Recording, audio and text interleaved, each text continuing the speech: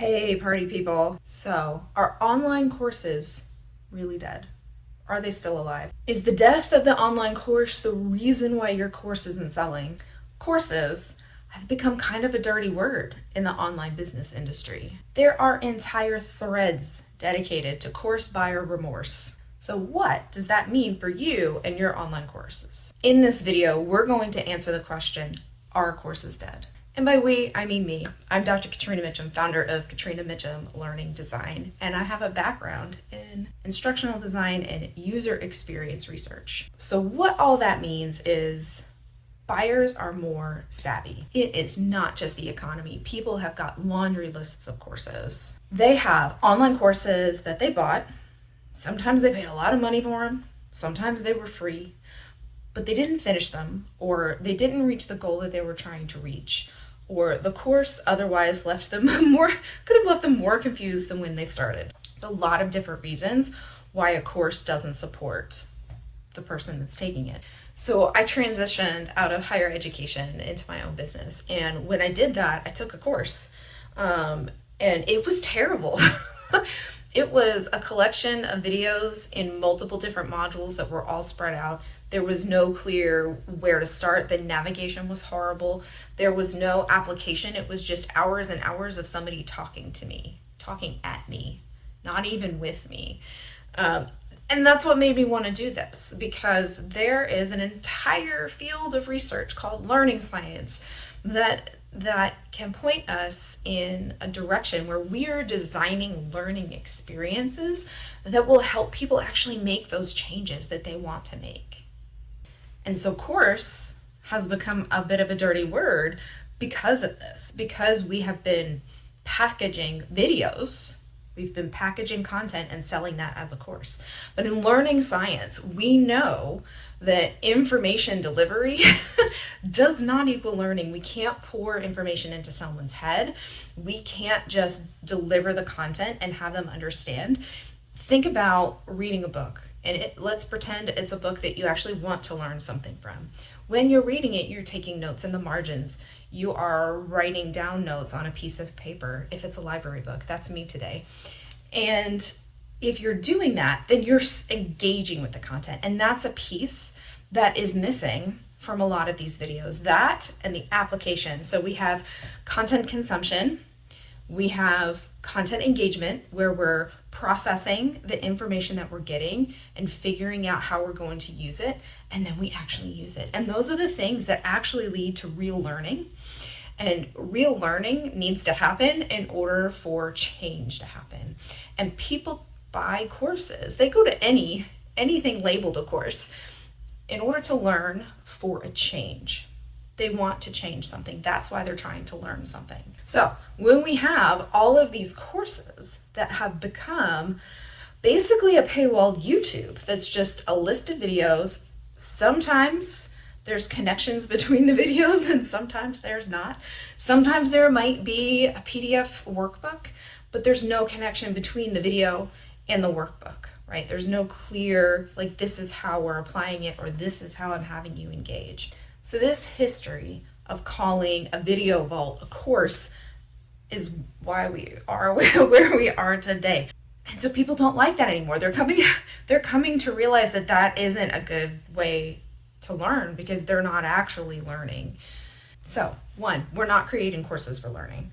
2, people are burned out on shitty courses, right? So that threads discussion, somebody posted, name the course that you regret paying for. Some folks listed the same course, and all of the reasons they gave was that it wasn't what they signed up for. And so we have a bunch of courses that had great marketing. They made fantastic promises, but they were shitty courses wrapped in glittery packaging.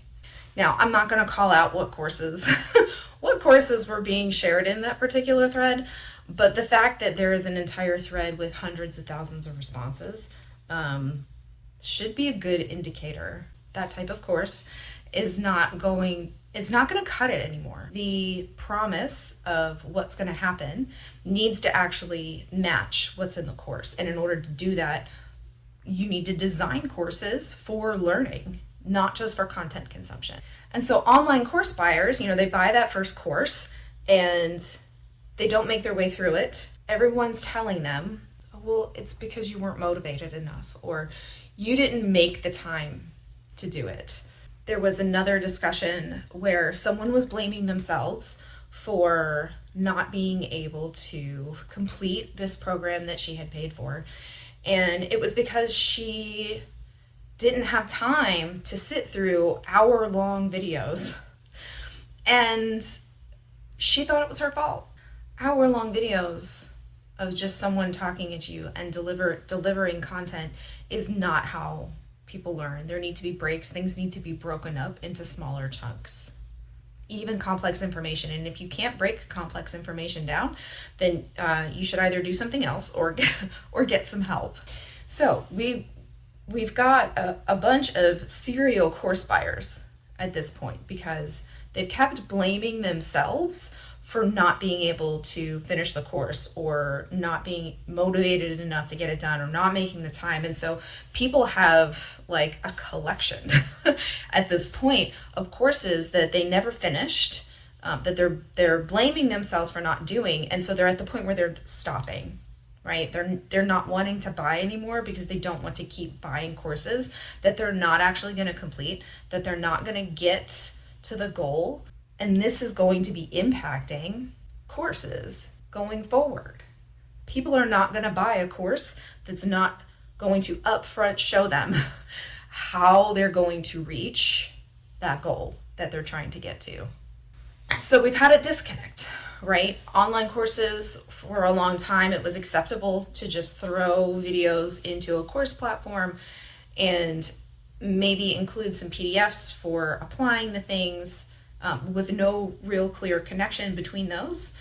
And now people are tired of that because they're realizing it doesn't work, because that's not actually how learning works. They may not realize it's because that's not how learning works, but they are realizing that it's not working for them. And so they're not going to be buying those kinds of courses anymore. And so the problem becomes twofold: not making those kinds of courses and also articulating what kind of course you do have. So the question that we came into this video with was, are courses dead? And the answer is courses are not dead, but shitty courses are dead. People still want change. They still want to learn in order to make those changes. And so the drive for learning is still there, but the drive to buy something that isn't clearly articulating how they're going to get there, that's not going to sell anymore. And so I am going to practice what I've been preaching and tell you to, at the end of this video, or you could pause it right now, pause, and I want you to take 3 minutes to write down what you took away from this video. I don't want you to quote me. I don't want you to go back and re-listen to any part of this.